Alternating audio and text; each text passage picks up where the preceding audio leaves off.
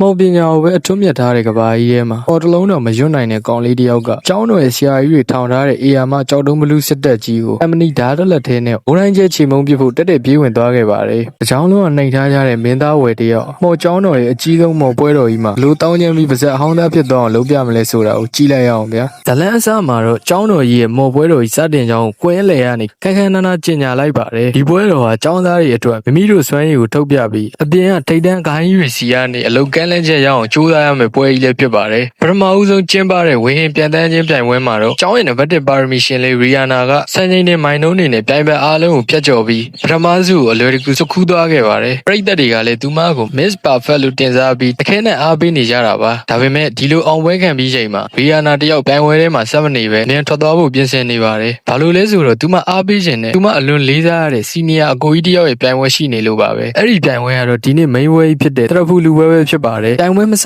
ခင်မှာတော့မင်းသားဝယ်ရဲ့အရင်ဒီဆုံးတငယ်ချင်းမှလီခိုလက်တယောက်ဒုက္ခရောက်နေပါတယ်ဒီတရဖူလူပြိုင်ပွဲကြီးကိုဝင်ပြိုင်မှုဆိုရင်ဖွဲ့ဝင်3ယောက်ရဲ့မော်အမတ်စုစုပေါင်းဟာ2000အထက်ရှိရမှာဖြစ်ပါတယ်ဒါပေမဲ့ခိုလက်တို့အဖွဲ့မှာအမတ်လိုနေတဲ့အတွက်ကျောင်းရဲ့ဒုတိယအဆင့်ရှိတဲ့ပါရမီရှင်ရှီယွန်းကိုအဖွဲ့ထဲဝင်ပေးဖို့အကူအညီတောင်းခဲ့ရပါတယ်ရှီယွန်းကတော့မာနာကြီးတဲ့အတိုင်းခိုလက်ကသူ့ကိုရွေးချယ်တာသဘာဝကျရတယ်ဆိုပြီးလေလုံးထွားနေတော့ဖွဲ့ထဲမှာမော်မတုံးနိုင်တဲ့ဝယ်ရှိနေတာကိုမြင်သွားတဲ့အခါမျက်နှာပြတ်သွားပါတော့တယ်ရှီယွန်းဟာအရင်တုန်းကဝယ်ကိုအတုံးမကျတဲ့ကောင်လို့ထင်ထားခဲ့ပေမဲ့လက်တွေ့ကွင်းထဲမှာဝယ်ရဲ့အစွမ်းကြောင့်အသက်ဘေးကလွတ်မြောက်ခဲ့ရလို့ဝယ်ကိုမြင်ရင်ရှက်စိတ်နဲ့နာကြီးချက်တွေရောပြီးယူရှင်မတက်ဖြစ်နေတာပါသူကငါ့လိုပါရမီရှင်အားလို့ဒီလိုမော်မတုံးနိုင်တဲ့ကောင်နဲ့တပွဲတည်းပြန်ရမှလဲဆိုပြီးဒေါသတကြီးအော်ဟစ်ပါတော့တယ်ဒါပေမဲ့ပြိုင်ပွဲဝင်ဖို့အချိန်မရှိတော့ကြောင့်ရှီယွန်းတယောက်မချစ်တော့လဲအောင်းကနန်းဆိုသလိုဝယ်ခိုလက်တိုနဲ့အတူတူတရဖူလူပွဲကြီးကိုအဖွဲချောက်အဖြစ်ဝင်ပြိုင်ဖို့ကွင်းထဲကိုဆင်းလာခဲ့ရပါတော့တယ်ကွင်းထဲကိုရောက်တဲ့အခါအစစ်မြင့် F လူမျိုးတွေရဲ့အားကောင်းတဲ့မော်တက်နဲ့ကွင်းမြင့်ကြီးတစ်ခုလုံးကိုမီးတောင်စုံကြောက်ဆောင်စုံတဲကန်နိုင်ရစုံနဲ့တစ်တော်စုံဆိုပြီးအေရီယာအစုံဖြစ်အောင်ကွင်းကိုမော်နဲ့ဖန်တီးလိုက်ပါတယ်ပြိုင်ပွဲရဲ့စီးမင်းကတော့အပြင်စီးကနေစတင်ပြေးရမှာဖြစ်ပြီးကွင်းလေကအားကစားကွင်းထဲမှာရှိတဲ့တရဖူကိုအရင်ဆုံးလူယူနိုင်တဲ့အဖွဲ့ကအနိုင်ရမှာဖြစ်ပါတယ်လမ်းခုလက်မှာတော့ဆရာကြီးတွေထောင်ထားတဲ့မော်ထောင်ကျောက်တွေအများကြီးရှိနေတာပါပွဲတင်ဆက်သူကအဖွဲ့6ကိုမိတ်ဆက်ပေးတဲ့အခါမှာတော့တကွင်းလုံးကចောင်းသားတွေဟာဟိုအသုံးမကျတဲ့ကောင်ဝယ်ပါလာပြီဟာចောင်းရဲ့တိတ်ခါကိုချနေရပဲဆိုပြီးဝိုင်းဝန်းလောင်ပြောင်ခဲ့ရကြပါတယ်ဆရာဝကနာကတော့ဝယ်ကိုပြိုင်ပွဲရနေနှုတ်ထွက်ဖို့လာပြောပါသေးတယ်ဒါပေမဲ့ဝယ်ရဲ့မျောဝင်းတွေကတော့တည်ငြိမ်နေပြီးဆရာလူတွေဘလောက်ပဲရဲရဲဒီပွဲကိုတော့ကျွန်တော်တေချာပေါက်နိုင်ကျင်ပါ